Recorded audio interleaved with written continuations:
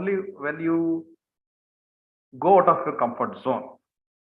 So today's topic for me is, if you really want to see other side of life, you need to leave your comfort zone. In 2013, to share one of my greatest experience, how I saw the other side of life. I was given a choice rather than invited, given a choice of doing a training in the Austin city of Texas. I'm based out of Bangalore in India. And you all know that I'm a wheelchair bound person. And this company gave me this organization gave me choice. Niranjan, it is your choice to come and deliver a training, because I had trained a similar branch people in India, but they wanted me only to come to train in Austin city of Texas. And to travel to Texas from Bangalore alone in wheelchair, it's almost more than 24 hours. That was like very, very difficult choice for me to whether to accept or reject. So I took a time and I told them, give me some time, I'll let you know what I want to do. So I pondered and I decided, okay, if I take up this option of going, there will be multiple challenges. I can rather live a comfortable life and do coaching and training in my own city. But I wanted to take it as a challenge and wanted to see the other side of life, to wanted to experience other side of life. And I said, okay, let's see what's going to happen. Let me plan properly, and wherever there is a necessity, I will take the help. So I said yes, and I started planning how to go for this whole journey. So this whole journey was planned in such a way that I deliberately planned to 3 transit airports, from Bengaluru to London, from London to Chicago. From Chicago, I'll take another flight to Austin City, which is in Texas state. So the purpose behind is that in transit airports, when I get down, I can go to restrooms and I can empty my bladder. Because in aircraft, what happens, the restrooms are so small, your wheelchair also cannot get inside. And also, it's not that easy to go to the restroom in aircrafts. And this airline, okay, I don't want to mention the airline, but this airline also told me that we will provide help to you in case you need to go for restroom during the journey. So now the journey started from Bengaluru, and in the midway, somewhere Bengaluru to London, somewhere after 4 hours, I felt the urge of going to restroom. And when I asked the aircraft crew, they said, sir, you have to get up from your seat and sit on your in our wheelchair, then only we can help you. And you can imagine, I can't even get up 1 inch from my aircraft seat, but they have a policy that they will not help passengers unless the passenger sits in the aircraft wheelchairs.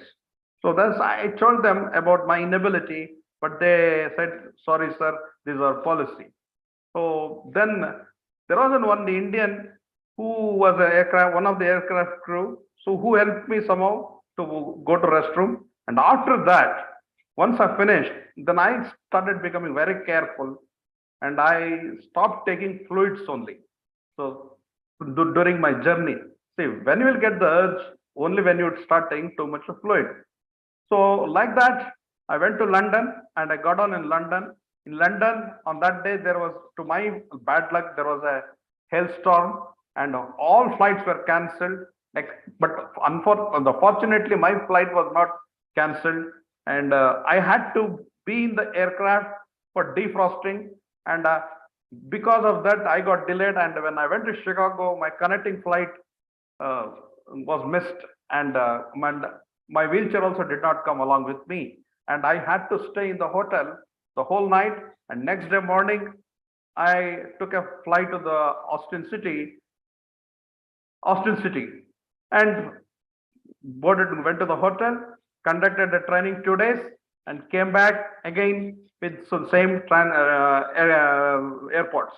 When I came back to the Bangalore, so now I am in a land up in Bangalore. I'm traveling to back to my home in the cab. That is where I got an experience. This is what is mean by experiencing other side of life. So if you really want to be unstoppable, many times we put a lot of, we want to stay in our own comfort zone. So unless we leave our comfort zone, we will never be able to see the other side of the life. And in fact, later on, I traveled 5 countries in wheelchair, even Switzerland also. So to conclude with the whole talk, if you really, or if anyone wants to experience the other side of life, one should learn to leave the comfort zone. Over to you. Thank you very much. Thank you. Let's give Nirajan a round of applause. Thank you for sharing. Thank you. And next, we will move on. And his speech presentation will be evaluated by Toastmaster Ping Hendra. Our next speaker will be attempted by another gentleman. And allow me to, and his speech will be evaluated by distinguished Toastmaster Helena. Allow me to introduce this wonderful gentleman who will be presenting the second speech. Today, we have a champion of champion speaker, trainer, and coach as our second speaker. He is the 6th-time distinguished Toastmaster, and he will get the 7 DTM by August this year. Wow. As I mentioned, he is one of the most sought-after professional trainers, coach, and motivational speaker. He is an 11 times serial entrepreneur, and he's also a career diplomat for the government of South Africa. There are many, many more credentials to speak. He's based in Pretoria, South Africa. Let's put our hands together, a thunderous round of applause, and welcome our second speaker, distinguished Toastmaster Eric Heiler. Build it, Eric Heiler. Over to you.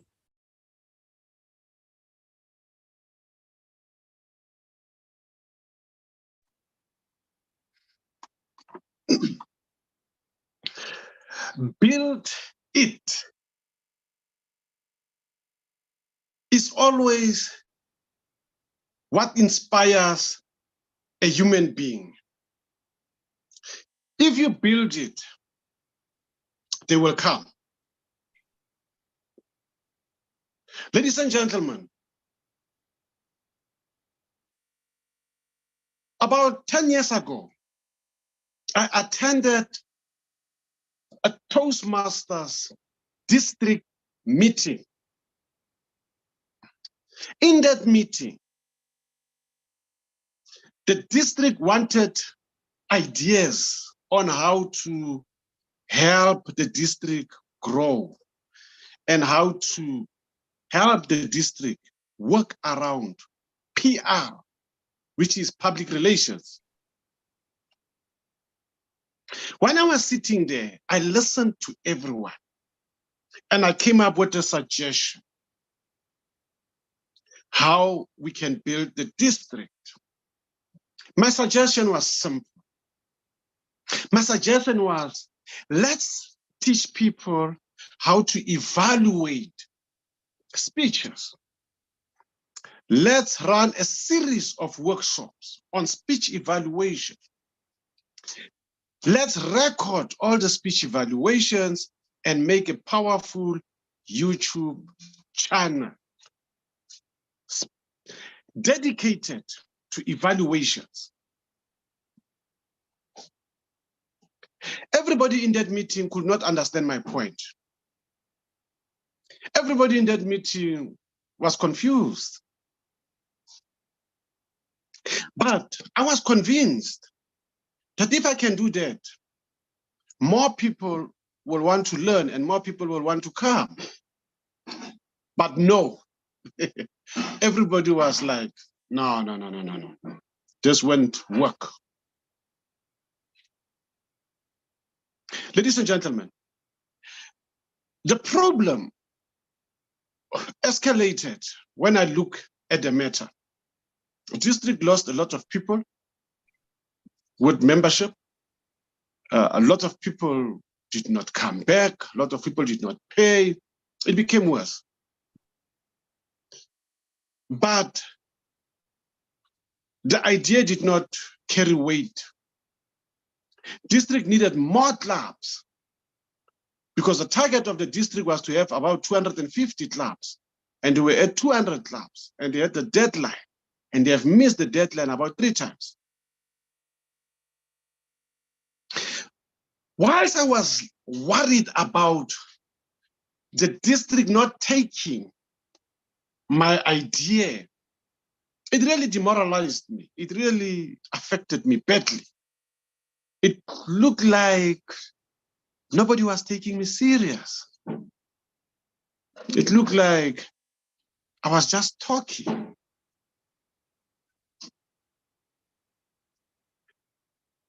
But something came to my mind to say, Eric, if you don't build it, who will? If you don't show the world what you are saying, who will show the world?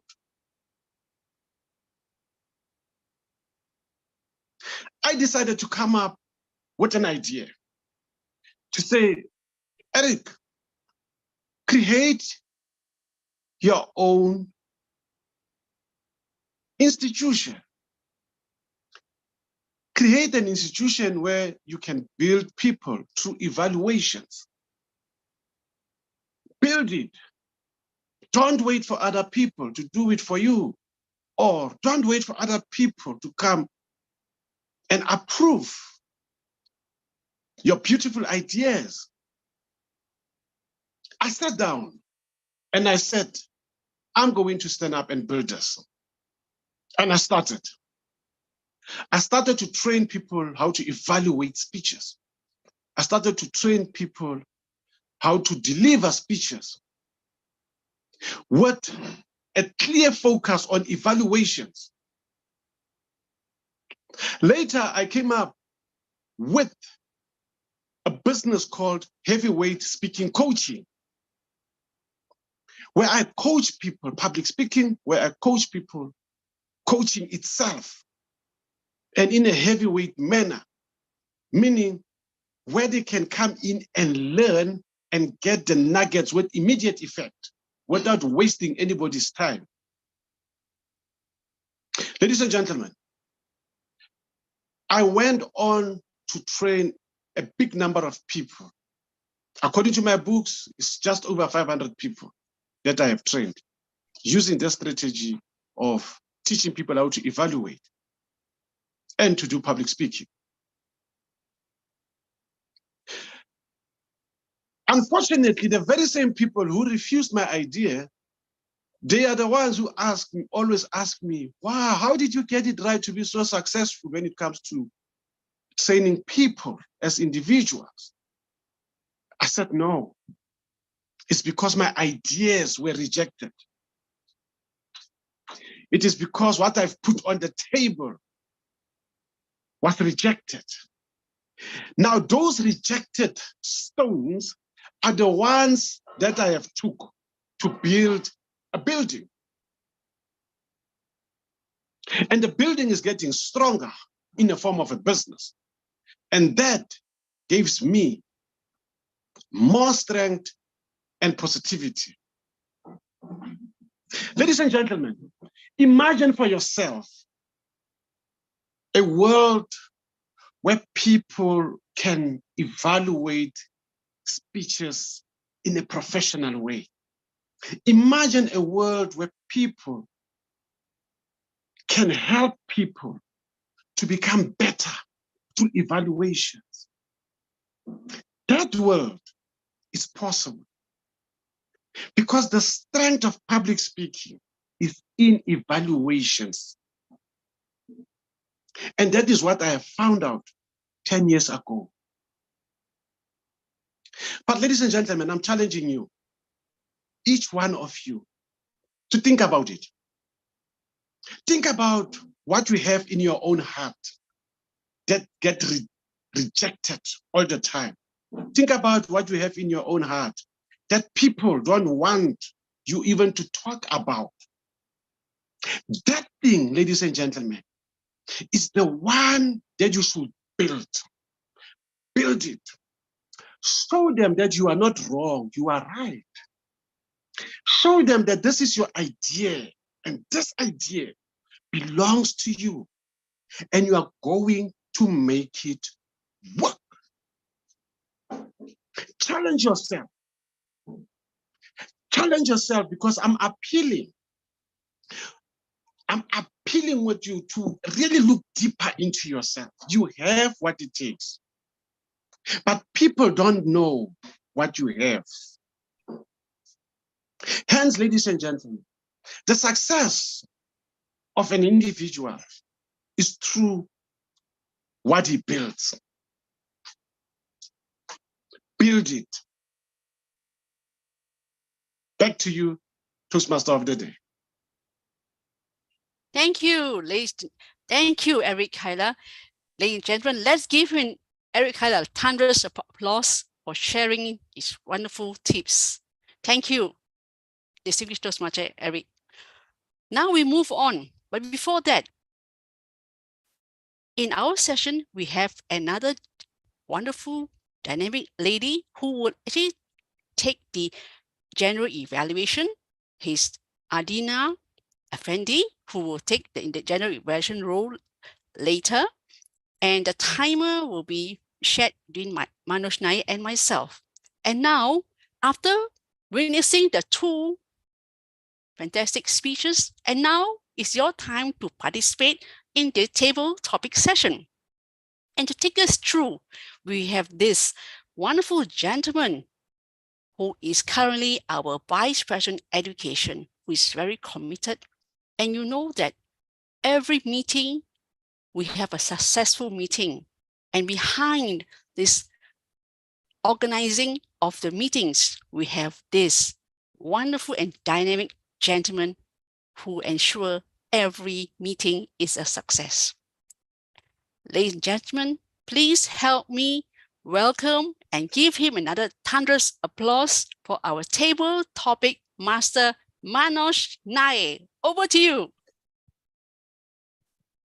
Thank you so much, Suchen, for the great introduction. Ladies and gentlemen, let's have a fun session. We have some topics. Some are aligned to our theme today. The world is an oyster, but others are all, simple topics. And, we all can really have fun. So thank you, guests. Thank you, Jay. Nice to see you there. So let's, as you all know, to trainers and coaches, as our second speaker rightly said, the strength of public speaking is in evaluation. That's a great insight, friends. And knowing that, in our table topics, the table topic speaker has to speak for, as usual, 1 to 2 minutes, and followed up with an evaluation for 1 minute. A maximum 1 minute, but there's a grace period of 30 seconds, as we all know. It's just to train us for even quick thinking in evaluation. So the first topic reads like this. Problems can become opportunities when the right people come together. Problems can become opportunities when the right people come together. I request Jay Narayan to take this topic, and I request Miranda to evaluate Jay. Is that okay? Okay. Jay, the topic is, once again, I'll read, problems can become opportunities when the right people come together. What we exactly believe at TNC? Well, you know what they say, when the student is ready, the teacher appears. Now, ladies and gentlemen, exactly 25 years ago, when I was 35 years old, I started losing my vision. And I had to quit working as a designer and, of course, as a painter, illustrator, and architect. Now, I had two choices.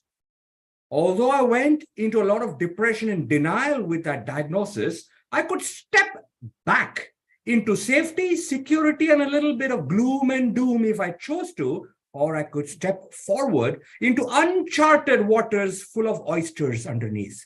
Why? Because there could be pearls of wisdom waiting for me in my actually stepping out of my comfort zone, as Niranjan mentioned, and becoming familiar with the unfamiliar, becoming comfortable with the uncomfortable, and using my challenges as opportunities, which means my adversity, which was my growing blind, could be used to my advantage. Why? Because there were pearls of wisdom waiting for me in learning how to be a speaker, which is what I started doing from that point on. And the lessons I learned were invaluable. One of the most absolutely essential lesson that I share with all of you today, one takeaway for all of you, ladies and gentlemen, is I have learned over the years that it is not what the trainees can get out of your training or coaching, but it is what the training can get out of the trainees. And this is what makes it very, very interactive. And you go from passive participation to active participation from all your trainees. So ladies and gentlemen, what was a problem actually became an opportunity for me to grow, to learn, to relearn, and constantly set the bar higher and higher. I always believe in life, you should not be marking milestones that only take you forward, but stepping stones that take you upward. Back to you, Mr. Topic Master. Awesome, Jay. Pearls of wisdom in your message, adversity to advantage. What training can get out of trainees? Positive to active participation. And there are many, many more. Thank you so much for enlightening us and speaking on this topic. Now I request and welcome DTM Miranda Rumi to evaluate Jay's table topic speech. Jay, I haven't heard you speaking in maybe a couple of months. Seems like you gotten even better. And I was like, okay, you're blushing. I know. He's my dearest friend. I am so impressed by your listening, Jay. And that was like what I really took away from your speech. I was having a difficulty catching what the question was. And then without preamble, you just went straight into it and gave us a very apt quote, and then followed with all the listening that you have been doing, collecting all this amazing language usages, phrases, pearls of wisdom, and even putting the training and the coaching. It was like it felt like you were a cook, a chef, a master chef. You use all the ingredients and come up with such a beautiful dish that is so rich, that includes everything and creating something so flavorful. I am a lover of food. I'm a foodie. I really enjoyed that speech to the max. I'm salivating, as a matter of fact, as a speaker, as an aspiring speaker, as a speaker who was always on the learning journey. I took so much in from what you were saying, and it's like swallowing sneakers. Sorry, I'm not checking the time. I hope I'm okay with the time. I'm like swallowing sneakers. It's just so smooth and so easy to take in. I really have nothing. I was going to say that you speak too fast, but I heard every single word, and there were pauses, there were vocal dynamics. So this time I would say you passed with flying colors.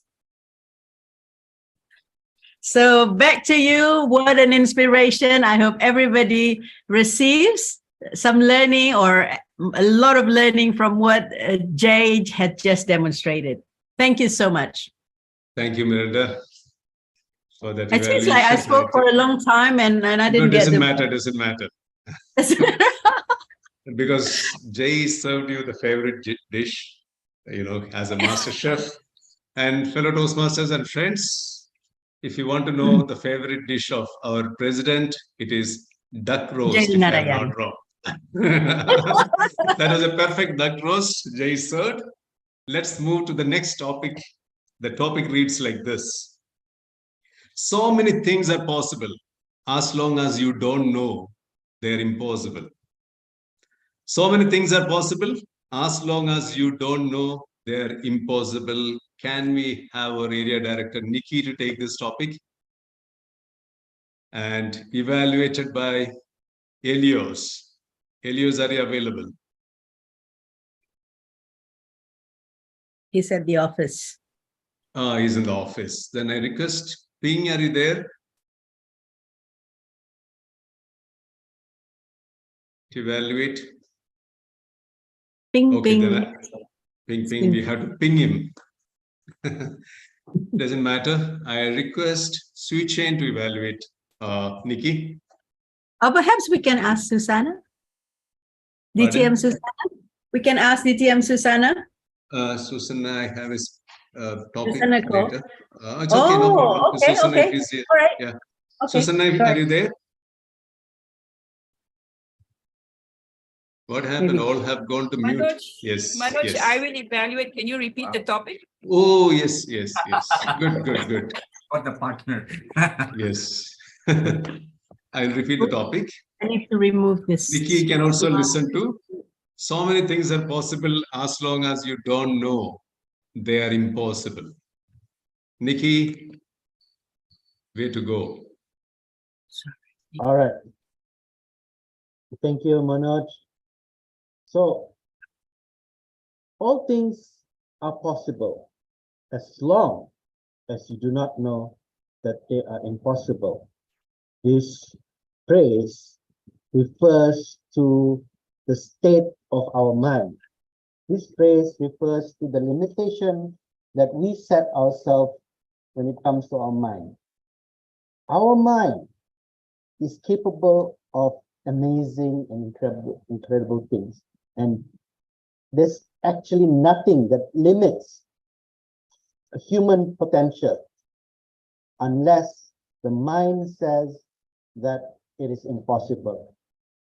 So, if I were to think right now that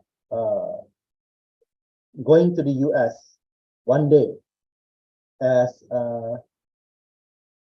one of the top trio, all right? Let's say that I would to say to myself that is something impossible, that is something that can never be done, then that is what it is. That's going to be my limitation. I will never achieve it because my mind has already said that I will never go to the United States as one of the top trios. But if I have said to myself that no, I will go, although it's most unlikely, but I know, I do not know how, but I will determine that that is my goal. So if that is my goal and I am willing to work hard for it, I don't think there's nowhere in the world that is something that is impossible. That is why those fellow Toastmasters, everything is possible unless you yourself, your mind, says that it is impossible. Back to you, Manoj. Thank you, Nikki. Well said. It's all in the mind. First you conceive there before it can be manifested. Thank you so much for the wonderful message. And let's welcome Shamini. Shamini, please put our hands to it. Welcome our evaluator, Shamini, to evaluate Nikki. Okay, Nikki, what was good about your short speech was the first thing is you defined what the topic was or what the question was. And that was good because you said it's all about the mind and how you think. And if you think it in the wrong way, it's going to be a limitation. So that was very well started, where you set the scene, and you went on to explain a bit more on that, which was also good, very nicely paced, good vocal projection, I would say. And I was thinking, where are you going to get personal about it? And then you gave this example of, since you are yourself a district officer and thinking about as a trio going to the US, and you said that if you think that it was impossible, it was, but if you think it's so possible, you'll do whatever you can. And I think that was so good, because as you are a district officer yourself, it gave some credibility to your ambitions. So you are in a position where you can state it and we can also believe it. So that was really good. And yeah, I think you did very well. I don't think there's much to say about it. Well done. Back to you, Manoj. Thank you so much, Shamini. That was clinical, very to the point. Thank you so much. Nice to see you, Shamini, after a few meetings. Let's move on to the next topic. I am told that it is good to put in the chat because some of us are not able to. Yes. The next topic reads like this. Business opportunities are like buses. There is always another one coming. Do you agree to this, Adina? Adina, can you take this topic? And Okay, we will sure. have our evaluator. Ping is not around, I think. Ping, are you there? Okay. Now, can we have Suchain to evaluate this? Are you okay, Suchain? All right. Yeah, Okay. thank you so much. Ajay, I hope that's clear. The topic is clear. Yes. Thank you. Thank you, Table Topics Master Manoj. Business opportunities are like buses. There's always another one coming. And I totally agree with this. There's so many business opportunities. And I tell you, over at my place in KK, oh, wow, it's just like mushroom, after a heavy rain, the mushroom, especially in the multi-level marketing industry. Now, there's so many companies, yet we as the business person, or I shall say, when you join the business, you're an independent business owner, you have to be smart to do your research about the company, because there are some companies where we call it like fly by night, okay? And there are also many established companies, like I would say Amway, who's been around since donkey years, since my grandmother, my past grandmother, so these are the kind of business opportunity that is really rewarding. So I shall speak from my experience. I was an Amway distributor for 16 years. Together with my ex-husband, we built a huge network. And thanks to the Amway business opportunity, we were able to travel to Alaska. We were so fortunate when during the first year of our membership, there was a challenge that if we achieve silver producer, we could go on a 8 days cruise on an Alaskan cruise. Can you imagine? I have never been to US, and yet I've been to Alaska. So it was really a dream come true, because all my life in Malaysia, the weather is always hot. It's either hot or raining, we have floods. So we never have like autumn, summer, winter and all that. So my dream was actually to touch snow. And I achieved that when I went to Alaska. I really touched snow, felt snow, what it was like. So when you talk about business opportunities, oh my goodness, there's so many. They're just like buses, they come and go. But be smart, make sure you choose the right company, whether you have a proven system to follow. So we were very fortunate because we were under the Network 21 system. It was a leadership driven sort of thing. So we listen to books, we go to functions, and we associate with winners. So ladies and gentlemen, if you want to choose the business, well, maybe I can give you some advice and tips. You look for me. Thank you. Back to you, Table Topics Master. Thank you so much, Adina. You spoke from your experience, I think, a person who has really explored and experimented with life. Well said, Adina. Now let's welcome our evaluator, Suchain, to evaluate Adina's table topic speech. Thank you. Thank you, Manoj. Adina, you really spoke. You first and foremost, your impression was you spoke, you are very decisive. You agreed with the topic first, and then you move on and shared with us, which I felt that you spoke from your heart. Your experience, you relate to us, your experience, and Not only that, you even give us, be careful, be alert on which businesses that you want. And you were very caring and sharing about the businesses that we want to choose. That was very caring of you to be sharing, and you could relate your experiences with us. And finally, you say that if you care to go for business, I would share with you my experience so that you will not fall into the trap. That was also a very good conclusion. Was a really an interesting speech. I really enjoyed. Back to you, Manoj. Thank you, Suchin, for that short and crisp evaluation. Let's move to the next topic. I will just put in the chat as well. The shell must break before the bird can fly. The shell must break before the bird can fly. Can our distinguished Toastmaster Johan take this topic?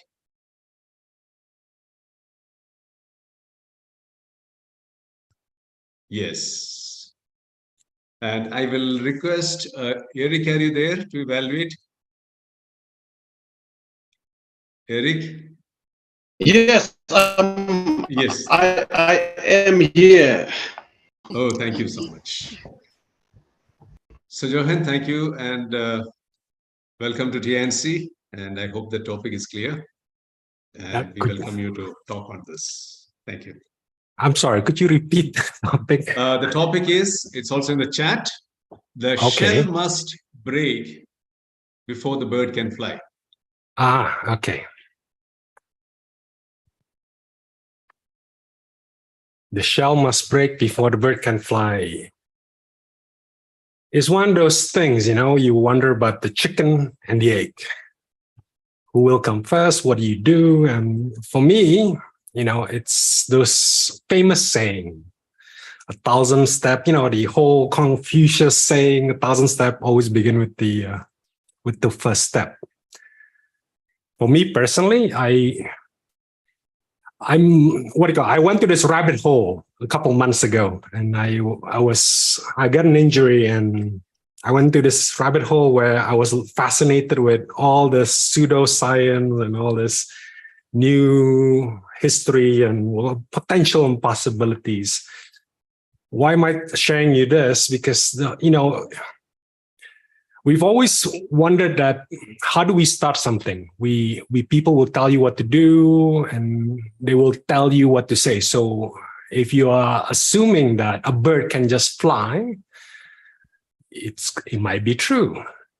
But you see, science and potentiality of one individual is different. So the step, technically, or the first hatch or the breaking of the egg is basically up to you. So I know we had earlier speaker telling that it was the mindset. You have to have a vision and start the mindset. But that's the thing, isn't it? Most of us have the mindset, have the interests, but not all of us can achieve it. The only person that I like, especially I'm trying to talk to younger people, the Zoomers, I love the whole idea of John Wick, the man who is so dedicated and with one-sided mission. So I guess for us to actually change the mindset is to understand yourself and then have that willingness to actually change some devices for you to change. And that's when you can actually start becoming the bird and flying into the great blue sky. Back to you, Mr. Topic Master. Awesome, Johan. Thank you. Thank you for that wonderful message. Thanks for joining us once again. And let's now hear from Eric, our evaluator. Please welcome Eric to send a statement of evaluation. Yes. Thank you so much. Thank you so much, Johan, for well-delivered table topics. This is interesting. When I listen to you, you have a way of approaching this evaluation, and you ended up concluding by bringing up John Wick. And at the same time, you ensure that you bring us back to the topic about the shell and the flying of the bird. One thing that I would love to have seen when you deliver the evaluation was to make a point when you start talking immediately. It's very important. We have a tendency of preambles, you know, we say this, we say that, we say that, and that takes away from the 2 minutes that you have. So the best way is you hit with the point or a statement, or you give an answer immediately. And then you move. Oh, really? That's Breaking it down. By further breaking it down, the way you have done it beautiful. Breaking it further down, it helps. Another way is to pause. You know, what I've loved is you have asked the question, what is the topic? And they told you the topic. The next thing is to pause. Don't say anything. Pause and punch. Then you can punch with immediate a clear statement or an answer. That it's a killer. Everybody will just start to follow you immediately. So towards the end, I was also looking at how do you conclude it? How do you come to a conclusion? What is the lesson? What is the lesson of everything that you have said? Now, that is the one that I've been looking at. What can we learn? Yes, I've learned something, but I would have loved to see just one strong point, a lesson that everybody must just take home from everything that you have said. That could have made a huge difference. But I love your approach, as I've said, and it's a good approach. And I love the way you have brought in John Wick. It made me excited. It made me excited. And that made me to really think how to introduce characters into a table topics. But that said, thank you so much. And back to you, our table topic master, Manoj. Thank you, Eric, for the detailed evaluation. I think you learned a lot from both the speaker and the evaluator. Now let's move on to the last topic. Because of the time, I will just type out in the chat. It's a very simple topic. A beautiful thing is never perfect. A beautiful thing is never perfect. Is it possible for Lim Ani to take the topic? Yes, and evaluated by, I would request, Susanna is here. Susanna, can you evaluate? No, she left. Let me see. Dora, can you evaluate? Dora, are you there? Yes, thank you. Thank you. Over to you, Lim. Hello, everyone. A beautiful thing is never perfect. Yes, I really accept this, as I feel that a beautiful things or a beautiful result come from hard work, it has to come from time of grinding the things. We need to put in a lot of effort. It doesn't come just suddenly perfect like that. We need to work hard and make it a good result, that a goal that we want to pursue. It is actually not a very easy thing to do, like all the stories that you heard just now. It's just hard work and a never say no attitude. We look of how we can break through that barrier and achieve that. It doesn't come perfect at the time, but as long as we work hard for it, it will be realized one day as a very beautiful and perfect goal. Back to you, table topic master. Thank you. Thank you. Thank you, Annie. Well said. It's like polishing the coal. The coal goes through a lot of process to become pure gold. Thank you so much. And let's welcome our Division Director Dora to evaluate that wonderful table topic speech. Thank you, Toastmaster, distinguished Toastmaster Manonai. What a beautiful thing is never perfect from Toastmaster Limani. I like how she reinstated the statement by agreeing to it, and then she expounded on it, and that the beautiful result comes from hard work and time. And I also like what she said, that it doesn't come suddenly, and it was not an easy thing to do. And at the end, she said that if we are able to break the barrier, it will be realized one day. So that was beautifully shared by Toastmaster Lim.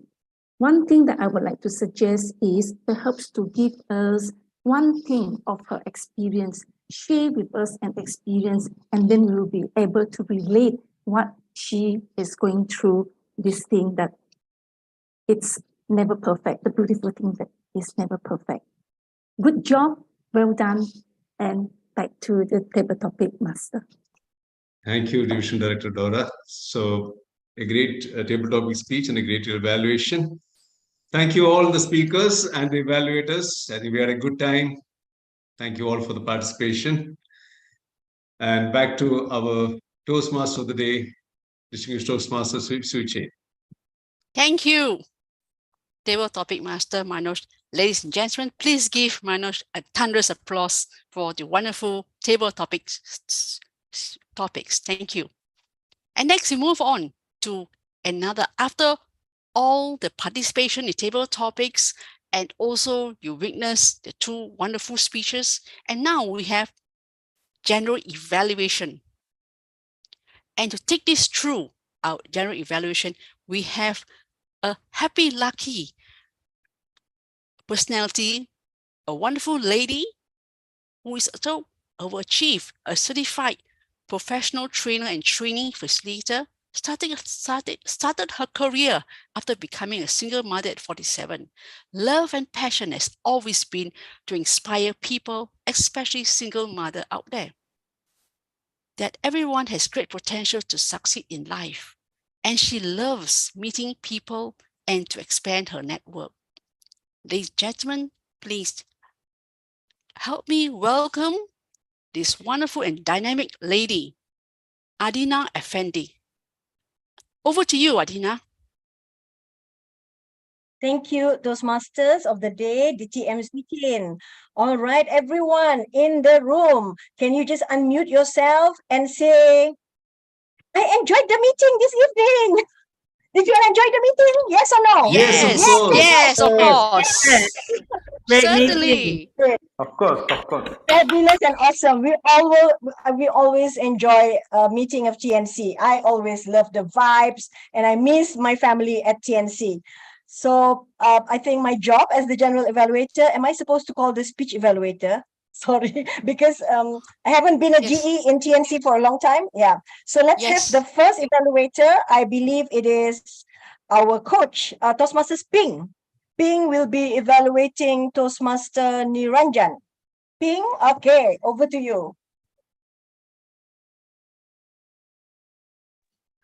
Okay, Toastmasters Niranjan, it's a pleasure to listen to your speech for the very first time. And I like it when you are sharing your personal story. And when you share your personal story, it's always a good thing because you can just share it with a lot of enthusiasm because you've gone through that period of your life. And we as a listener will like, oh, wow, yeah, I can feel your pain when you are in that cramped seat on the plane. However, I personally believe that when you share your story, there were times where you are sharing it in such a detailed fashion, so much so that it's way too detailed that it missed the essence of your overall speech. Perhaps you could tighten it up, or maybe it's because you are relying on your memory instead of you having it prepared, maybe point number 1 talking about this, point number 2 talking about this, point number 3 talking about that, you are using or you are relying so much of your memory that it became super detailed that I would say 60% of your of that story, if it were to be eliminated, it wouldn't change a thing. And it will make the story or the speech, rather, the overall message of the story much more concise. That's the challenge that I want to share with you, that I hope that you can take it to heart and maybe make it tighter, or maybe, okay, in order for me to experience the other side of life at that time, it was this particular part. Okay, part 1 is this, part 2 is this, part 3 is this. And do it like that. Instead of, okay, we go here and then we go here and then we go here. And at first it was nice. And after a while we got lost. Okay, so when you are on the seat of the plane and then you have to go to the toilet, and what happened? And then towards the speech you said when you landed, okay, that's when I experienced the other side of life. And you end up your speech with the comfort zone. And I couldn't connect your story to your conclusion. If you can tighten it up, the speech will be much more impactful. And since this is only your first speech, I hope that you take this evaluation to heart and then use it to make it much better on your second speech for this particular project. Thank you so much. And I hope that's useful. Back to you again, GE Adina.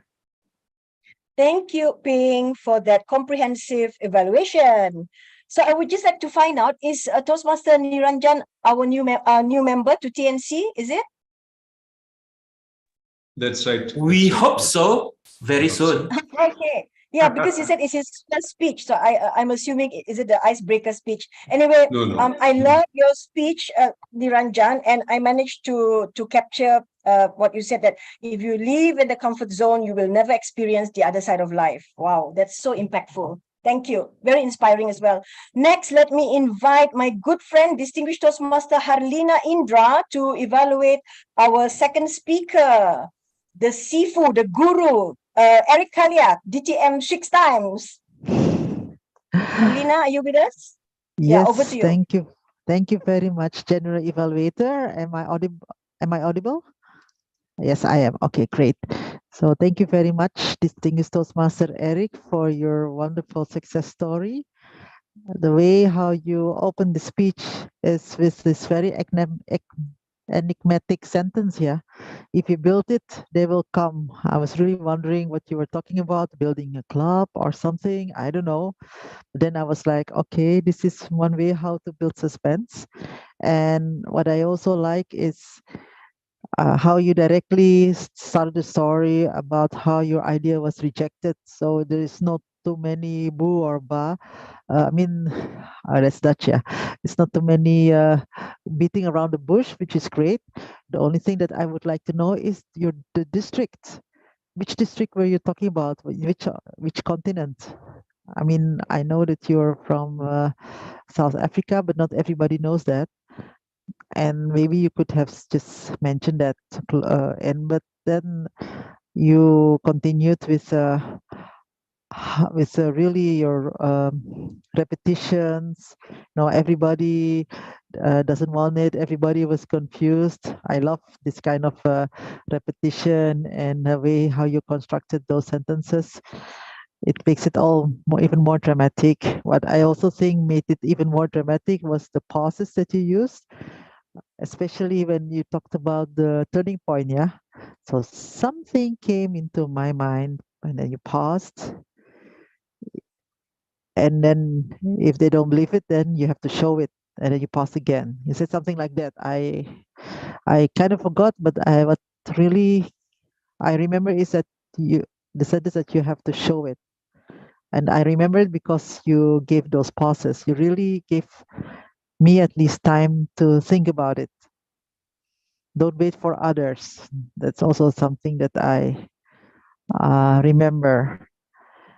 What I really like is a twist of the story when you said, how come you were successful? It's because I was rejected.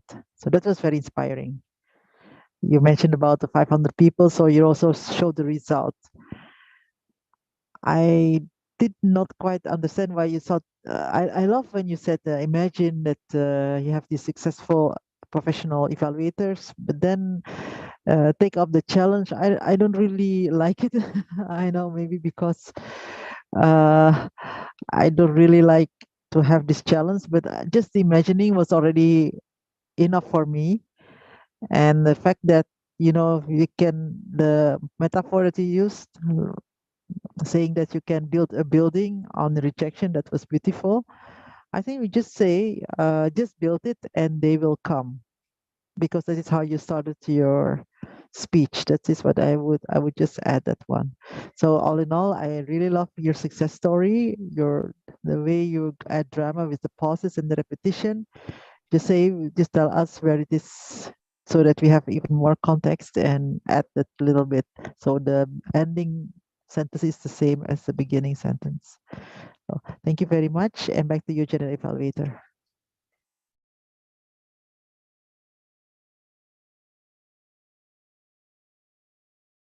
Thank you, DTM Harlina. Sorry, I was reading the chat box. All right, so we are done with the two evaluators. So now my evaluation. Well, I love the theme for this evening's meeting, which is "The World is Your Oyster." And we started off sharp at 6 p.m. And of course, Manoj started the meeting by giving some message about life. Life is hard, but if you keep at it, eventually it would be worthwhile. And just like he related it to the theme of the meeting, yeah. So what's most important when we say that the world is our oyster is to have lots of enthusiasm and zeal into life. And then, of course, came our president, as usual, with her warm, welcoming remarks. Then she gave the room to the Toastmasters of the evening, DTM Swee Chin, and these are all, how shall I say, they are heavyweights in Toastmasters, very experienced, 20 years, 15 years, yeah. So what can I say? I enjoyed the two speakers for this evening, and now I'm really looking forward to the next session. So I will just wrap up my general evaluation by saying, again, well done, TNC, and I'm very excited for Miranda's talk now for the, what do you call that, the keynote speaker this evening. So do I give it back to the Toastmasters of the evening? Back to you, Yes. DTM. Yes, thank you. Thank you. Thank you very much. Let's give Adina a round of thunderous applause for her general evaluation session. Thank you, Adina. Thank you.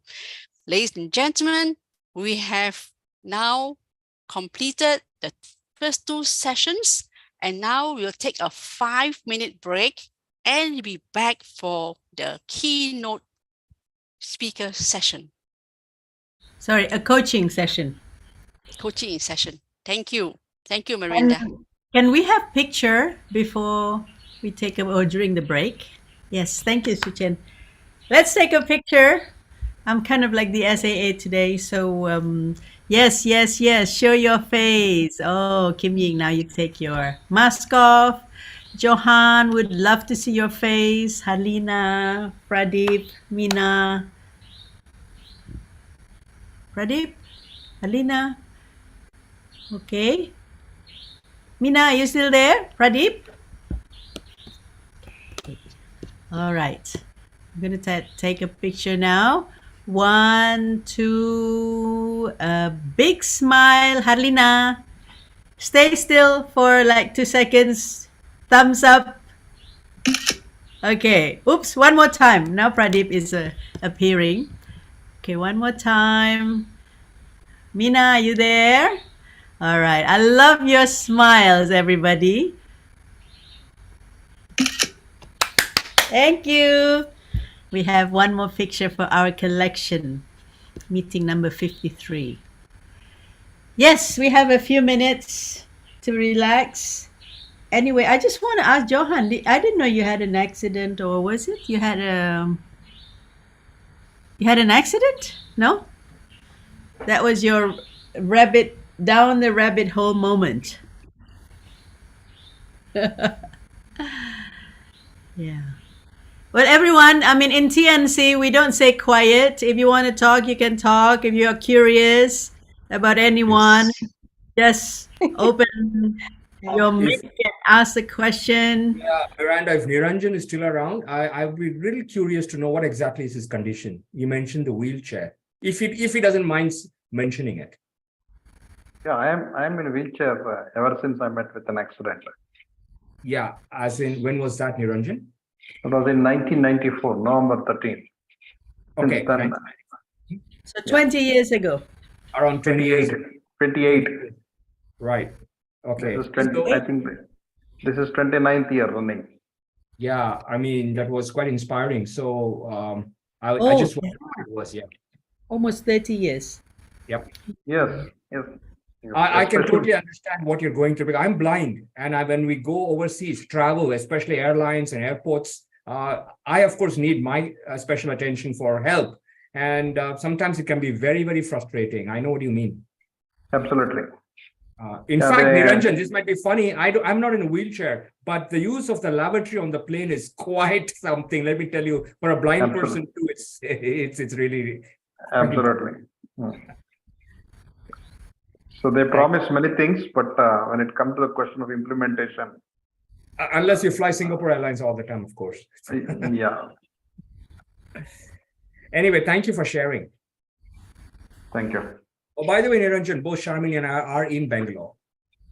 Yes, yes. I am based out of Bangalore. So I'm are we. my Jay was saying that he's also based out of Bangalore. We are in Oh, Bangalore. yes. Oh, fine. We can connect later. So Yeah, Niranjan but- actually attends meetings in person to the hotel. He Oh, drives very his nice. car and come. Yes. that's very good. Yeah. I have a car modified completely Yep. hand controlled. All right. Okay. You're more mobile than Jay then. Yeah, you are, because I need Sharmini to help. And I don't drive, so it's a problem. I just wanted to tell Manoj that it was actually really nice catching up with you guys after some time. Very nice to both of you. The best part was your voices, all of you. I miss that. No, we miss you, Jay. Come back. I'm telling Yes, you. we miss you, Jai. So nice to see you back. Oh my goodness, I love that is Adina, is it? Yes. Yeah, I knew Yes. that's Yes. yeah. Hey, hi Jay, this is Pradeep. Hey Pradeep, how are you, man? How Good, are you, good, Pradeep? long time. You've been not. Yeah, it's been a long time, I know. We had a lot of things happening, but Pradeep, you also in Bangalore, right? Based in Bangalore. Yeah, I'm from Bangalore. Yeah. yeah, yes. So everyone else who's not in Bangalore for Bali or Jakarta, you can come to Bangalore. A lot of your fellow members here. If you love bad traffic, please come to Bangalore. That is the case with most of the cities, right? If you love potholes, come to Bangalore. No, but there's a lot of good also to it. Yeah, the climate is good.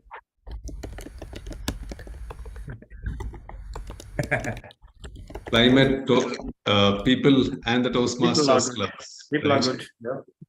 Yeah, people are good. Yeah, it's a very cosmopolitan. Oh yes, it's very diverse. It's cosmopolitan. Yeah, they got.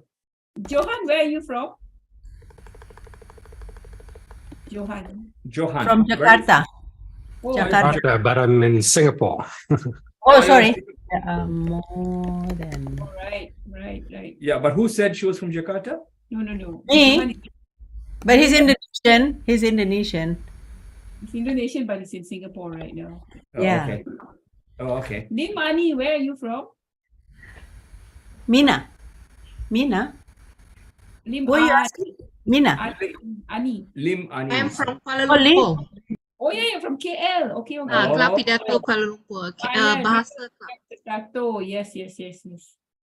Right. And Meena is here today. Meena, long time no see.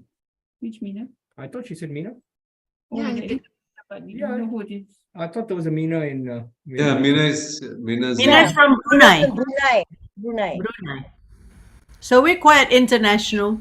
Yeah, this is Very United. international. Absolutely, United Nations of Trainers and Coaches. Okay. I Yes, think we trainers start and now. coaches. I like that. Nikki, are you running for division director this time? No. Oh, you I haven't don't started. I don't plan to run for DVD in the next, I think, 3 years. All Maybe right. after that. Okay. At least you know where you are, like what you're going to do. Yeah. I believe Miranda is ready to go. So I guess Manoj, I don't know who is. Yes, we're think going to yes. start. We're going to start Switching. soon. Welcome back, ladies and gentlemen. This session is what Miranda has already placed in the chat, that she will be doing a coaching session live and will look for a person willing to come to the hot seat to be coached. If you are interested, please write your name in the chat. And if you are more than one, then she will choose one person. So, ladies and gentlemen, what the title of this session is From Money Worries to Wealth with Ease and Joy. Learn the principles and practices to deliberately create abundance. And what would you gain from this session? The reasons behind the financial woes, how to overcome their constant stress and insecurities and around money, the keys to joyous living with financial ease and freedom. And this dynamic lady, we are very fortunate to have a gem of a person to be presenting this session today. She is the strongest pillar in this club, trainers and coaches. She's an MBA with more than 2 decades of experience as a shoe and jewelry designer, exporter, and a business consultant. Toastmasters help her to realize what she truly loves and passionate about. There has been no looking back since 2008.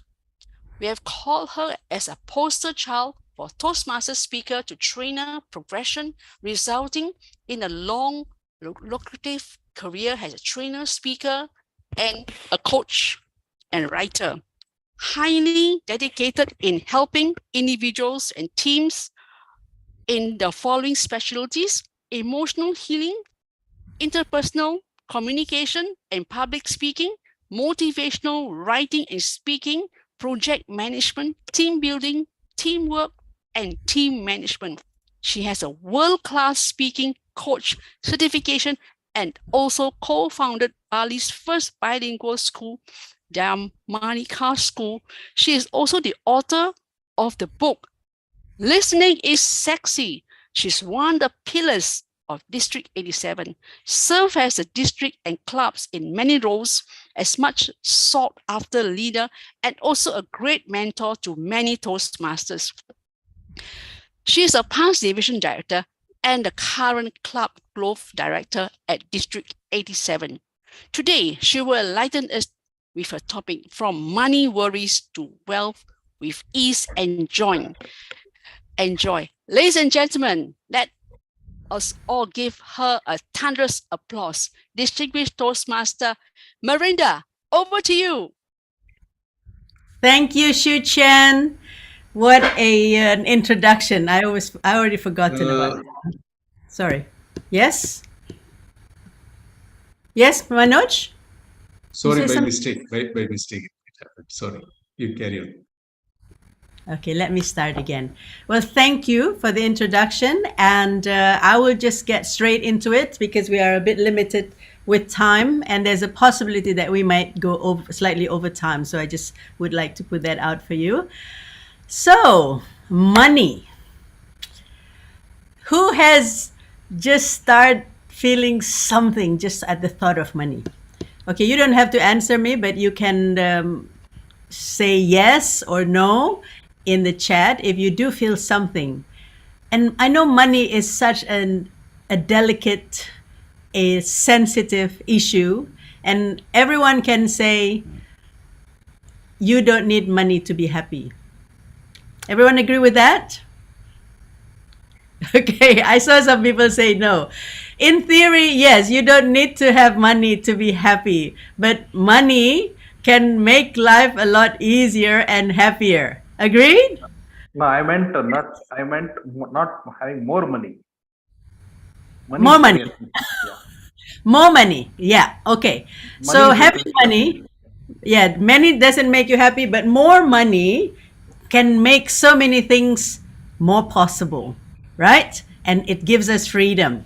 So that's why we say we want more money. We want our raise. We want, and even people with a lot of money still want more money because they're scared. They might not have enough money. So today I will focus my session on the coaching because I would really like to share this method, this principles that had helped me overcome this money worries, which I was like for a very long time, and even until not too long ago. I'm okay when I have money, when I have extra money, but the minute the money start to diminish, then the angst, the anxiety, the worries start to come back. And that was like about almost 60 years of my life. So it was very tiring, and I just went over and over again, through the same thing. And so if any of you know how that feels, I totally can relate that going from month to month, or not being able to see far ahead because you're just worried. You're just worried about money. I wish I would like to talk a lot more about it, but today let's I'm just going to go very quickly about the topic, and then I saw that Annie already. So what is this? Yes. Okay, so Annie will be volunteer. Annie will be on the hot seat later to be coached. Yeah. All right. And okay, so let's just start with this: the reasons why it's so hard for some of us to be at ease with money, to be free, not to be always worrying, always going from one saving to the next. So the reasons is I've found out that the reason is not so much what's out there. It's not because the conditions are hard, or there's not enough jobs, or there's not enough people who want to employ us, or anything outside of there. So for a long time, I tried to mitigate the conditions, try to change the situation, try to did a lot more courses so that hopefully I can earn more money. And but it never really worked. I mean, I have lived a very comfortable life for, I guess most of my life, but it's always like just never enough, like it's, and especially because I'm an entrepreneur. So that means I never really worked for people. So I don't even have the security of money coming in at a certain time every month. I never had it. I probably only had it for about a year and a half throughout my entire life. That's the only time that I worked for a company. And the rest, as an entrepreneur, as a business owner, I live with the constant anxiety. When I have a big business, when I have like 40 people working with me, I started from being excited about being the designer of my own shoes, of the fashion accessories, to having to worry about where would I get the salary for my staff the next month.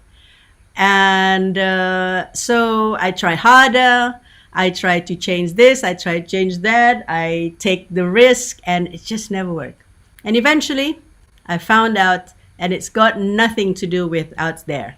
And the place that I need to look at is the inside. What beliefs do I have about money?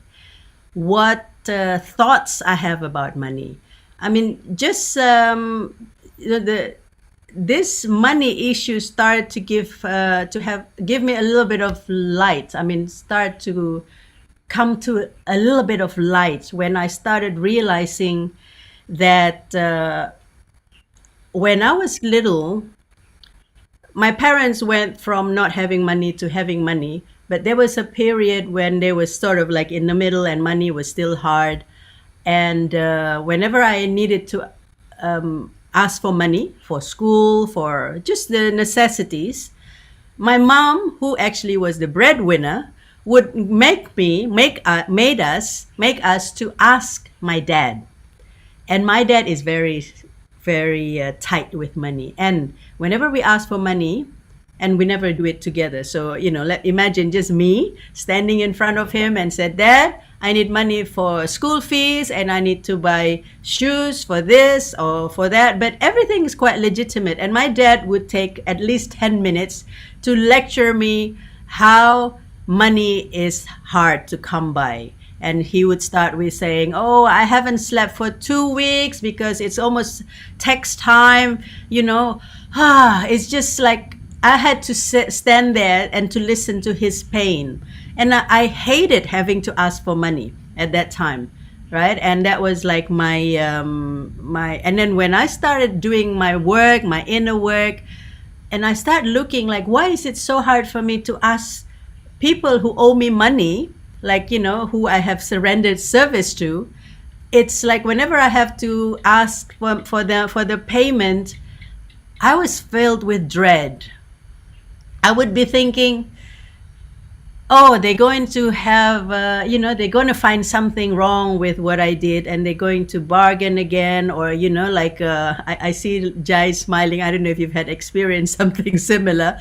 And they would like negate our agreement or try to make things less. And then if I have to fight for it, then I'm going to lose. I believe that I'm going to lose that person, either as a friend or as a client, and they're not going to like me. So there was just so much pain around money. And then when I have money, then I want to spend, then I feel guilty about it. And I guess, these were all the messages that, be careful, don't be too easy with money, spending money, and the result is I never had savings. And I guess, I never had a steady job. I never had savings. I never had insurance. But I managed, right? I managed and I look well off enough. But that battle had been always going on. So now that I understand what is really going on, is the thoughts you have about money is the key. So let's say you have an issue about money and you keep thinking about it, right? That's what most people do. They think about it. Oh, I don't have enough money. Like bills going to come in a few days.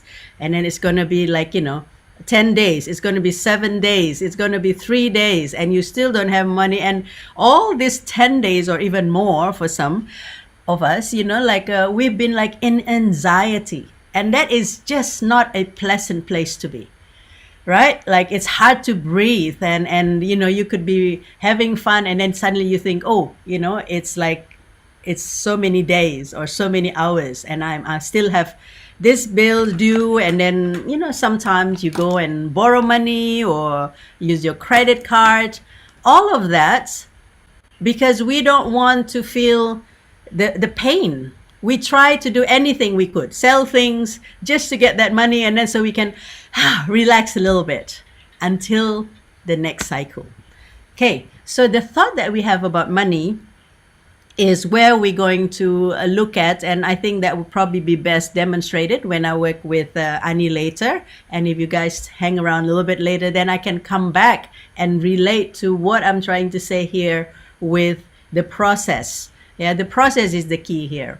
Okay, so let me just, I enjoying myself. So there's beliefs and there's habits, and I'm talking not just like shopping habits, but it's the thinking behind that. If you look closely, if you don't have money, but then you force yourself to buy something, it's actually just to mitigate, to compensate for the feeling that you're not free. Like you don't have a freedom. So you want to kind of like talk to yourself or convince yourself, no, I can buy this, I can buy that, right? So there's that thinking habits that is there. It's not so much the shopping habits, but it's what's behind that. And that's what we need to look at. And then I mentioned a little bit that, when you have issue like that, you probably would spend a lot of time. So the focus. What I mean by focus, the focus here is very important because every subject is only two subjects. It's one is what you want and the other is the absent of what you want or the lack of what you want. And so often when we're not having what we want, when things are not happening to our liking, that counts too. Any situation, any conditions that we're not happy with, which is actually mean what we don't want, right? Whatever we don't like, whatever is not happening to our liking is what we don't want. What we do is we focus there. We keep thinking about it, we keep trying, we talk to people about it, we blame the government, we blame people who made us feel uncomfortable, who made us feel bad, we blame ourselves for our situation. Why didn't I think better? Why was I stupid? And all of that, right? We're always looking at outside ourselves, and as a result, we perpetuate what we don't want. Or we, and the law of attraction, some of you, and maybe all of you have heard about what law of attraction is about. Law of attraction, basically, the universe brings you what you focus on. It doesn't matter what you want or what you don't want, but what you focus on. So this is very important principle, everyone, because if you think about it, focus. What am I really focusing? When you talk about your problems, you're focusing on your problems. Even though you said, well, I want to find a solution. My problem is so and so and so. But when you talk about your problems, you're actually focusing on what you don't want. And then you think about it, you regurgitate it, you think about the past. This is my problem. This is my problem. You talk to one person, you talk to another person, you write on social media about it. And then you get a lot of response and everybody said, yeah, me too. And, you're focusing more and more on what you don't want. And you don't focus on what you want. So the law of attraction brings you more of what you focus on, which is what you don't want, what you don't want, what you don't want. All right. So instead, if you can start thinking, okay, what do I want? So we're going to look at the keys. So looking at what we want, we start telling new stories about what do I want? How do I want to feel? Actually, from my experience, the minute you just say that, you already distract yourself from what you don't want. You already remove yourself. You're moving to another place. All right. And then the minute you start thinking or imagining, what do I truly want? And, I tell you, friends, sometimes the answer that you will get is very simple. I just want ease. I just want peace. I just want to feel relaxed. You probably can think, yeah, I want like $100,000 or $10,000. But that's not what you really want, because what you want, what you want from having that money is just to have peace, to feel some ease, to just relax, right? So if you can just focus on that and you start thinking, yeah, I just want some peace. I just want some ease. The minute you say that, your body is kind of like just relax. It kind of like concur with that. Yes, that's all we really want. Our soul, our body just want that. Our mind may think we want a bigger house, a better health, more money, and all of that, right? So peace. But if you can just focus, I just want peace, and give yourself a moment to think about that rather than taking off action. Because when you say that, your brain goes straight to that word, and that word has power.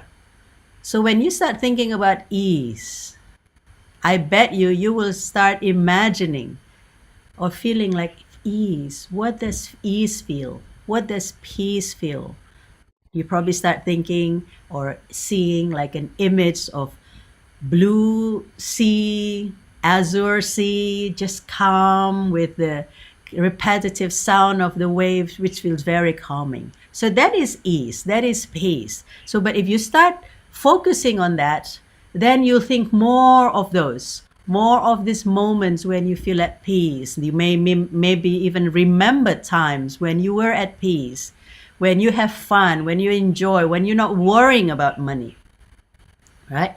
And the more you do that, the more you attract like it. That is where the law of attraction is also at work. So not only when you're thinking bad that you're going to receive or you're going to attract more of the bad things, but if you think of the good things, you also will get that. And you just focus on that. And this is where faith is required. Faith is required because this is so uncommon. We're so used to want to talk about our issues. And granted, it's very normal because when you talk about issues, when you talk about problems, you get more attention, right? People will say, yeah, okay, well, me too. And then you start pity party, you start commiserating, and you get people's attention. And that is very seductive. It's very sexy. Attention, even negative attention is very sexy. So, yeah, imagine if you say, my life is good. Everything is working well. End of story. There's nothing to talk about, right? But when you talk about problem, there's so much more. That's why some people like dramas or seem to be liking dramas because of that. And I used to be like that. So, if you are like that, you're not the only one, because I was like that. If there's no drama in a week, I'll find something to create. To create drama. All right. So remember the focus again. So by start, this is the new habit I'm talking about. The new stories is when you said like, wouldn't that be nice if I could think of that or do that or have that? And this is one of the key. Don't think about the whys. Don't think about the how or when or who or where, because those are the things that you don't know. So those are going to trip you, because when you don't know, now you start getting a bit anxious. Well, I don't know how to do that. But when you just think about why you want it, I want to feel good. I want to enjoy life. You know that, and it's easy. And so you're not going to trip when you're thinking about the why and about your desire, and just let your desire grow and grow and grow. And you're going to start attracting more and more. And the most important thing is that you feel better, right? You feel better from the time when you felt anxious, you were pressured, you felt like you can't really breathe because you're thinking about all this money issue. All right. So it may seem like inconsequential just to feel better, but it is very, very important. And eventually you will learn that is the most important thing, to reach out for better feeling thoughts, so you don't dwell, you don't stay in the negativity, not in anxiety, not in the stress, because that could end up as an illness eventually. So people who have major illness like cancer, diabetes, heart thing, and all of that all start with emotions that are just being felt, staying in that place. All right. So the emotional guidance is important here, because the emotional guidance, you only need to think about two emotions, feeling good and not feeling so good. And you always want to reach for feeling good, because when you're feeling good, you're in the right direction, in alignment with what you want. Right? Whenever you think about what you want, the first thing that comes to you is feeling good, feeling excited, until you start thinking, well, how can I do that? So remember, don't think about the how. Just think about your good feeling, so it will come to you. And then whenever you're not feeling good, it's already an indicator that you're thinking about what you don't want, the situation, the things that you don't like. So learn to notice that, to be aware of that, so that the minute you feel uncomfortable, you can pivot to what you want, to feeling good. And don't keep staying there until the bad feeling becomes a norm, that you don't even know what feeling good is. And this is where people are depressed, people are sad, people feel hopeless, and yeah. And then they have to use their mind to justify, things to do or make themselves feel good by saying all the right things, but inside they're still not well. All right. So the law of attraction will bring you the same thing. And so now we go to the steps. I guess I want to start working with Annie here, and everybody can join and just go with the steps, and you can self-coach yourself. All right? So that we can have enough time. We have about 14 minutes. Let me see, we can work on this. All right, Annie, let's, let me spotlight Annie so that Annie is next to me. Yeah. So Annie, all right. So let me just say very quickly, the success of this process is if you're just willing just to be like yourself. Don't worry about everyone else, just say whatever it is. And sometimes I would interrupt if I see that you're going into stories that are, taking you away from the process. All right. So we will start with this. Tell me an issue that you're having at the moment. You don't have to say a lot of words, but just in the gist of it, enough context so that we can go deeper, but doesn't have to have all the details. Issue about money. Yeah. Okay. The situation. I feel that there's something that I don't want to buy, but every time the salesperson will make me buy that thing, even though I really don't want to buy it. Okay, so you have this situation where whenever you go shopping, then somebody would persuade you to buy, and then you would cave in, even though, I don't know whether it's your mind, whether it's inside, you didn't want to buy. And what is the result of that? Like, what did it make you feel or think?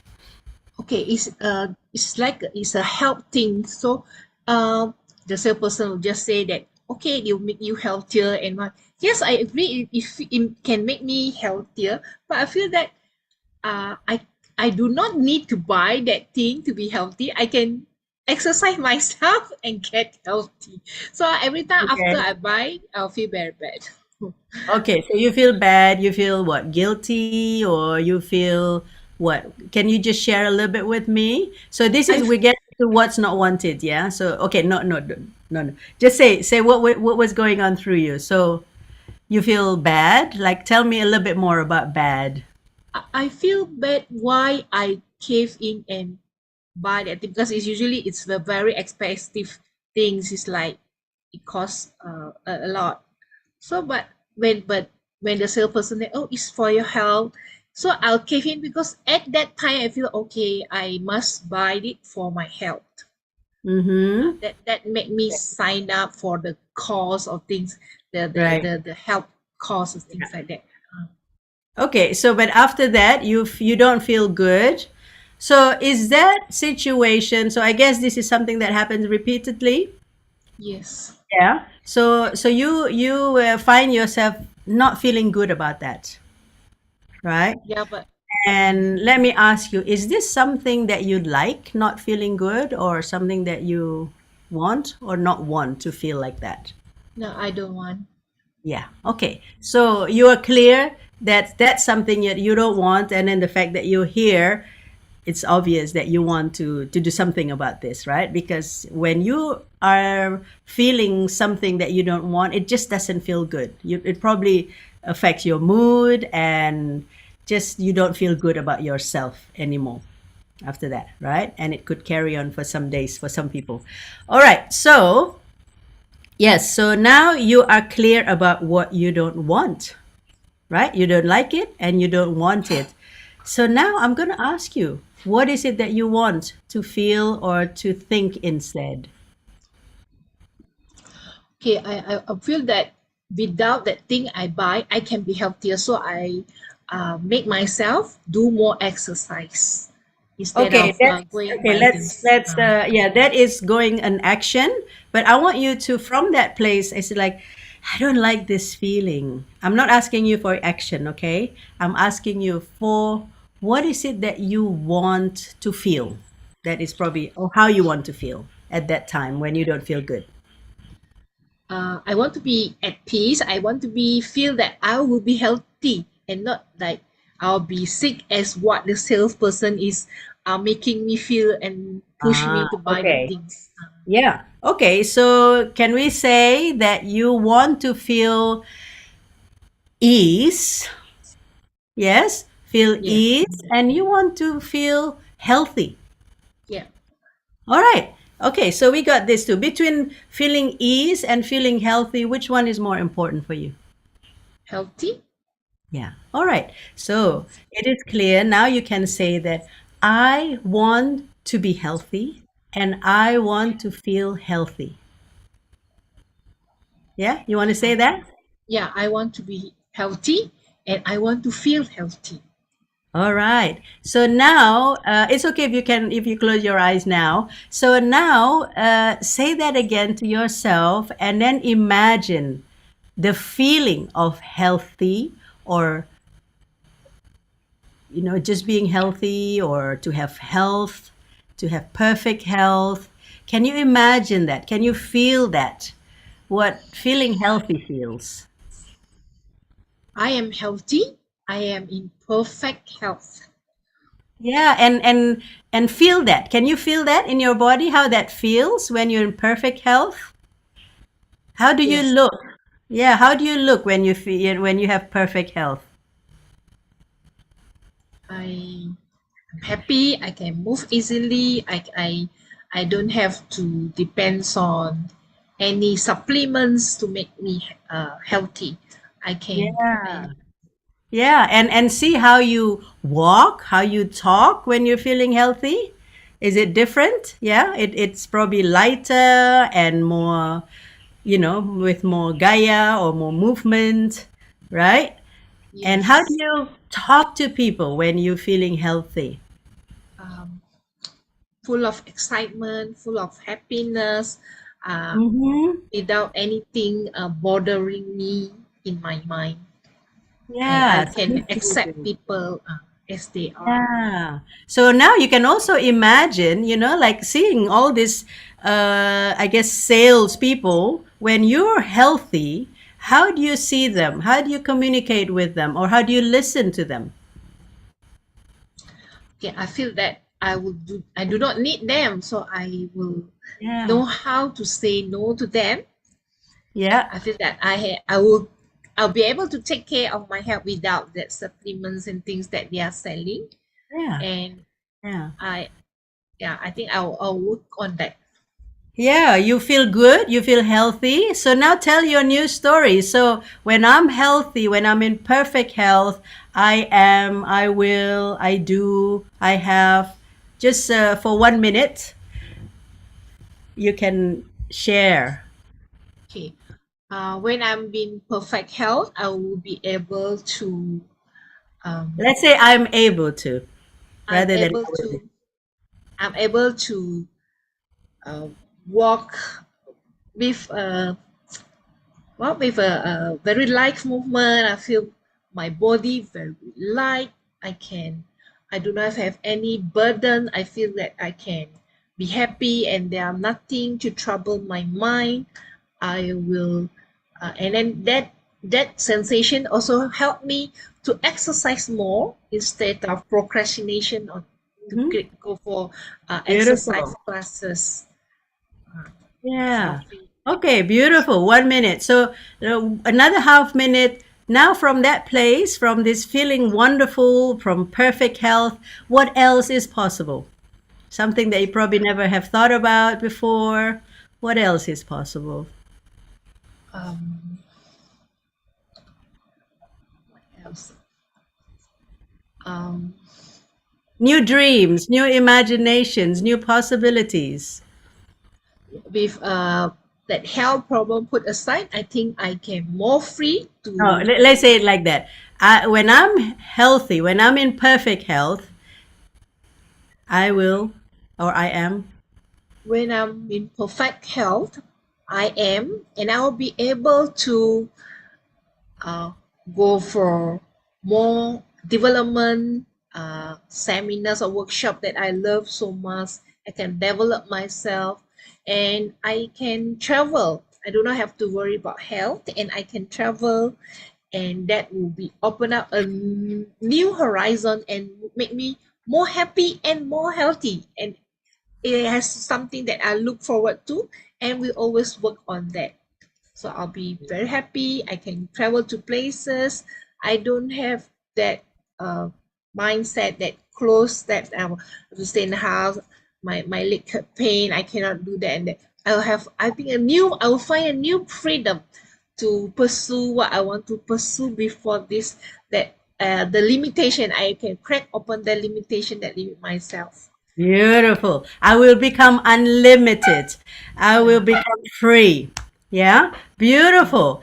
That is, ladies and gentlemen, that is the essence of the coaching. And just one last thing to check with you, Annie. Now imagine yourself in front of this salespeople. I want you to notice how do you react inside when they start pitching their product to you. Just see, if you imagine you're standing in front of them and they're pitching, how do you see yourself reacting or feel the emotions, reaction, or what do you notice? Okay, I will speak to them that I am healthy now and I'm working on myself. I can exercise more now. I do not need whatever things or supplement they are selling. And I'm very happy. I do not need to be limited by what they want to sell to me. Excellent. So you have the new confidence and you just have clarity about yourself, right? Okay. Ladies and gentlemen, let's give Annie a big hand of applause for her bravery coming forward and sharing her vulnerability.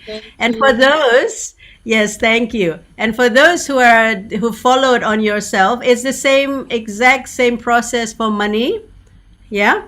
So money probably have a little bit more emotions, but if you just follow this, and you can also do this. And I would like to invite you. I'm actually creating, just because I was doing this, I'm creating a online course that is free that you can sign up for. It will start on May 11th. That will have some of these elements, but going a little bit deeper, and it's focusing on money. And if you'd like, you can you can scan that QR code and sign up. Is that clear enough? Yeah, you can sign up, use that, and then you will be signed up, and then before the 11th of May, you'll get more notification about that, and it's a free course. All right. So thank you for giving me your time. And if anyone have questions, I probably can take about 2 questions, and then we'll wrap it up. We're probably go about 5 to 10 minutes over time, if that's okay with everyone.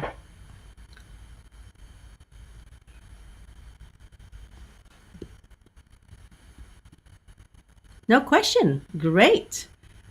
I want to give you guys the benefit of the doubt that everybody got the essence, the principles, and know how to practice it on your own. So I like the process, the steps which you said, explained. Thank you, Niranjan. Those steps are really very easily practiced. You can practice it, and you can even apply to other areas also. Yeah. The key word is practice. I mean, words don't teach. Words are just information until you actually do it. Then you don't know what it feels like. All right. So thank you so much for your attention, everyone. You've been, I hope you've enjoyed this small workshop. And with that, I would like to return the control to our Toastmaster of the meeting, Shi Chen. Thank you, distinguished Toastmaster Mirinda. Ladies and gentlemen, let's give Mirinda a thunderous applause for her wonderful and invaluable sharing of this coaching session. I certainly benefited from her session today, and I will try about it too. And ladies and gentlemen, now we have an evaluation. Who would like to evaluate the session? Yeah, maybe it's rather than evaluation or feedback, like feedback, yes. can have like a Yes. 5-minute feedback, Yes. either round robin, or would love to hear some feedback from you on how I can improve on this presentation. Yeah. So ladies and gentlemen, anyone come forward, provide some feedback. Comments, We all comments and feedback Yes. are most welcome. Yeah, Pradeep, can I, yes. Melinda? Yes. Yeah, I think I enjoyed the whole session. I like the way you first introduced what you're going to speak about. Especially liked the example you gave about going and asking your father. I think that related very well with what you're getting into. And I thought you understood very well the needs of the coachee, and though the initial thing was about getting more money, the coachee's requirement was spending less money. But I think you dealt with that very well. And the proof of the pudding is in the eating. I think the coachee was very happy to become healthy and going to spend less money. So I think it was a great insight. But I was just wondering, what would change? Just for the information, not like a feedback. What would change in the whole coaching process if it was somebody who says, I'm really worried about money. I want to make more money. What might change is what I was just probably wanting to ask you. Yes. Of course, there would be a longer session. Yeah. Okay. And I would ask, go deeper about, more money, right? What does that mean? What would they get out of that? Because, I want to get to the bottom of it, to their beliefs, eventually to their beliefs. So they get more money because, some people would say, well, maybe somebody would say, so I can make my parents happy. So I would say, okay, what do you get out of that? It could be approval, or it could be like, acceptance, and then keep going, and then usually there's always a deeper belief about that. I am more worthy if I'm successful, or if I can make my parents happy, or, I can make more money. So what is the belief? The key is in the belief, right? So once the belief is clear, then I would work deeper on the belief. Ani is actually very easy because we did the coaching only in 15 minutes. But if somebody has a deeper issue about money and just clearly stressed out, anxious, and that could come out in illness. I know somebody who he had I think about $100 million in the bank. And then when we had the riot in Indonesia, so the dollars went from 2,500 to 20,000, and he already took out his money before it went to 20,000. And then because somebody told him, it's you get more interest in Indonesia, take it out from the US or something like that. So he got his money in exchange at 2,500, and then it went up to 15 to 20,000, and he got a stroke. Because he just couldn't accept that. He kept, being so upset about it, right? And this is somebody with 100 million US dollars. So it's what does the money mean to you? I think for me, it's I don't want to go into very deep, but there is a certain, for everybody, money represents so many things. It could be a shame. There's a sense of shame. Shame is very closely related to money, either having it or not having it. Yeah. So they try to compensate in different ways, try to be successful because for whatever reason, there's maybe childhood traumas or issues that are related to that. Yeah. So that's why, when we do I want to do this in a longer period, and do a group coaching, like maybe for an hour, just the coaching part, so that people can really go a little bit deeper. And this was like, I mean, I'm lucky to have Ani, who can, you know, I was like, okay, 15 minutes, can we do this? Because my session is about an hour and a half. You know, that is the sweet spot for me. So we can go a lot deeper and process deeper. Yeah. And it can, anybody can work through this. Anybody can work through this. Yeah. Thank you. Thank you, Pradeep, for asking that question. Anyone else would like to ask a question? Miranda, can I give some feedback? Sure, please. Okay, so when we came in here, it was supposed to be a coaching session. But what happened was you gave a lot of context to what you were going to do. And I'm wondering whether that was necessary. If you had perhaps just given a very quick, maybe that story, I love that story about, you know, what your father did. That was very powerful. You made it maybe a bit more concise in the way you presented it, and then went straight to coaching and then break down the coaching. I think people would have immediately understood it faster, because when you have a very long context, it's a lot of telling instead of showing. So I think you can lose the attention of the crowd or the audience. Yeah, you know, like the sessions, and you and me, we have attended coaching sessions, I mean, demonstrations of coaching sessions, and they will go really basically straight into the coaching. Yeah, Okay. Yeah, so, I mean, that's a great feedback. I like that. Yeah. Appreciate that, Sharm. Thank you. Eric has a hand raised. You want to say something, Eric?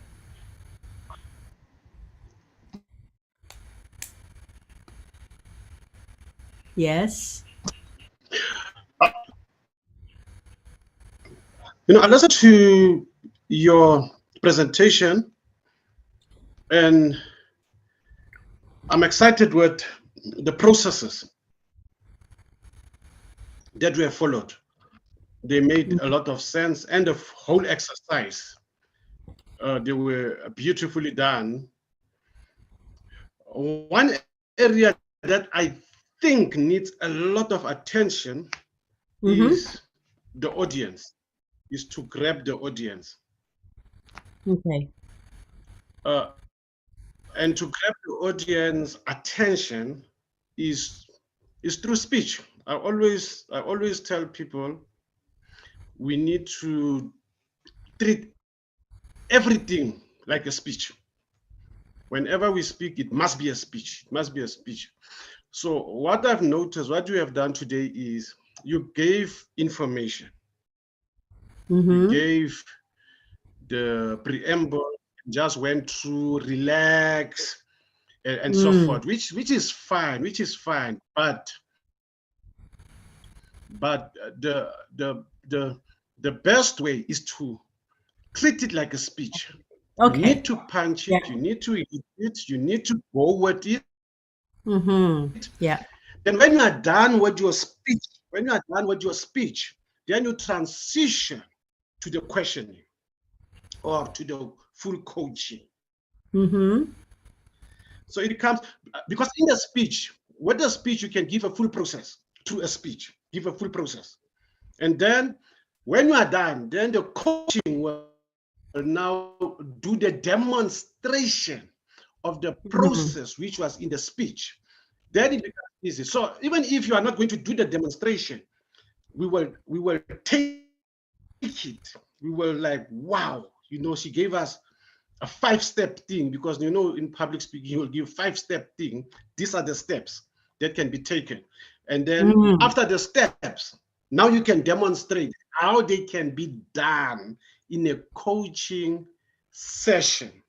So now and then you give yourself about 7 minutes of speech, and then the rest follows. If it's a 10 minutes of speech, the rest follows, because in that speech you really open our minds. You show us the technicalities involved in the process and how they can be broken down, and then you go to the full process by demonstration. Then I think it will be a jackpot. So for me, as I've said, look into that. Look into transforming yourself into a speaker, because coaches are not speakers. The truth is, coaches are not speakers. They are coaching. That's why most of them, I always say that's why most of them are not successful, because they are more coaches and they don't touch the audience. They don't attract the audience to them. Hence, they don't have a lot of clients because they don't use communication to attract the clients. So in your case, use communication, use it wisely. Let speeches guide you and hit them hard. And they are the ones who will want to know more. And then you give them coaching. Once they want to know more, then you give them a lot of coaching. And that is how you can take it to the next level. But all in all, I think you have done a good job. You have done a good job, and I'm happy with how you have done it. Just bring in speeches into your speech, into your coaching. Bring in speeches into your coaching, and the rest will be history. Thank you so much, and back to you. Thank you so much, Pradeep, Sharm, and Eric. The three of you gave me such valuable input and feedback, and I definitely will use that for my next. I think, there's something here that I could develop, and it's quite interesting. Yes, thank you so much. This is why I love TNC. We get real feedback from our peers. Thank you again, guys. Back to you, Chu Chen. Thank you, Merinda, and thank you to all who have contributed today to make this coaching session a real success. All of us benefited. And now we have already coming to a close. I'd like to hand the session over to our President, Distinguished Toastmaster, Merinda. Over to you. Wow, what a night. I really enjoyed the meeting before my session, and I also enjoyed my session very much. I'm really excited about doing this and seeing this is the first time that I presented it, and what the best place for me to present this, because then from this I get a lot of notes for improvement. But I'm really enjoying our audience today. We have quite a lot of visitors this time, and let me hear from you, your comments about this. Let's start with Ani.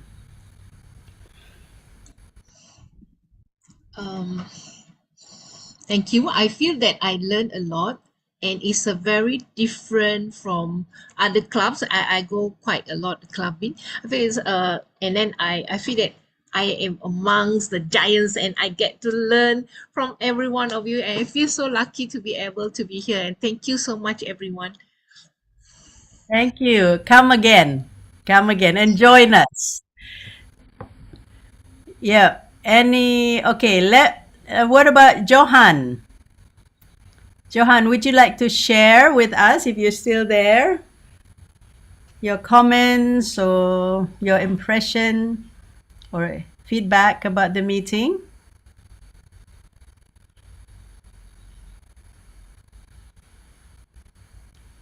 It's not there. All right. Elios, we haven't asked Elios. Elios haven't spoken. Are you still at work, or do you want to speak a little bit, make comments, or give some input? Elios? All right. Okay, well, with that, anyone would like to make comments or suggestions for the whole meeting? And let's hear.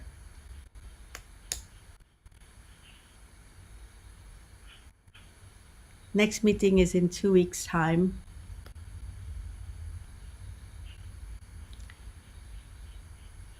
Okay, so if there's no comments, I would like to make a little bit of announcement for our next meeting. We are going to do an open house for trainers and coaches. We're going to show the world what trainers and coaches is about, our missions, our vision, our purpose, the benefits of joining trainers and coaches.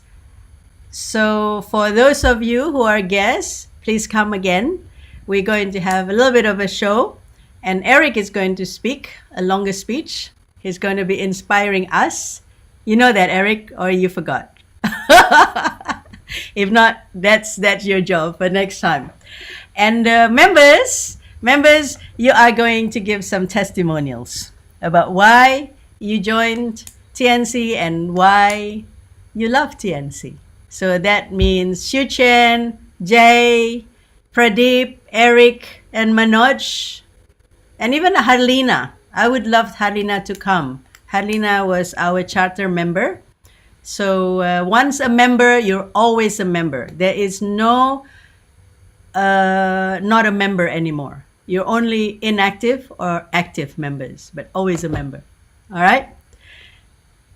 And Nikki, oh yeah, Nikki, you want to give some comments? You're way up there, so you felt like, you're one of the members. Hey, by the way, I love your speech. I was going to include that in my speech, but I forgot. But I love that, if you're going to be going as a trio, and you will be. And I can say and testify to that. Yeah, I enjoyed this the session tonight, and I of course, coming to trainers and coaches, I always enjoy the evaluation, especially just now when they were evaluating you. Yeah, that's it for me. Back to you. Thank you. Well, ladies and gentlemen, we're way over time, and I would like to close the meeting. And with that, the meeting is adjourned until the next time. Peace and be well. Bye. Bye. Bye. Hasta mañana. Bye, Johan. Bye, hasta